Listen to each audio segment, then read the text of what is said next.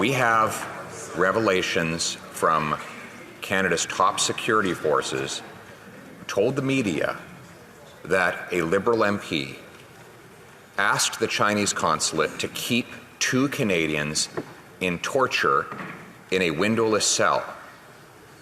I asked already 3 times, when did the Prime Minister become aware of these revelations?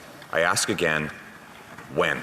The House of Commons has voted to call a public inquiry into foreign elections interference as the Liberal Party reels from fresh allegations against now former Liberal MP Han Dong.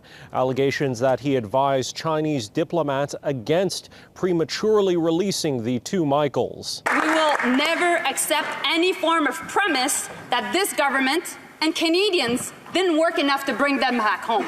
It was our priority, and you can be convinced that it will always be our priority when it comes to any form of consular cases or any form of arbitrarily detained Canadians in this world. Global News reported Wednesday that Dong advised Han Tao, the Chinese consul general in Toronto, not to release Michael Kovrig and Michael Spavor early, as it could benefit Conservatives. Wednesday night, Dong announced he had left the Liberal Party.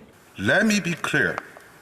What has been reported is false, and I will defend myself against these absolutely untrue claims. The Prime Minister's office has denied knowing anything about this, but opposition members now redoubling calls for a public inquiry. There's a survey that just gone out from Léger. 72% of the Canadian population are asking for an independent public inquiries.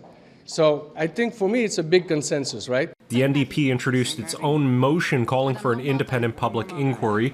The NDP boss calling on Liberals to allow MPs a free vote, but saying he's not considering pulling out of the supply and confidence deal just yet. We want is a public inquiry. We don't want an election, particularly we don't want an election in the context of a time when people are raising legitimate concerns about foreign interference. The Conservatives and Bloc Québécois both voted with the New Democratic motion calling for a public inquiry. Though the motion passed, it is non-binding. In Ottawa, Xiaoli Li, City News.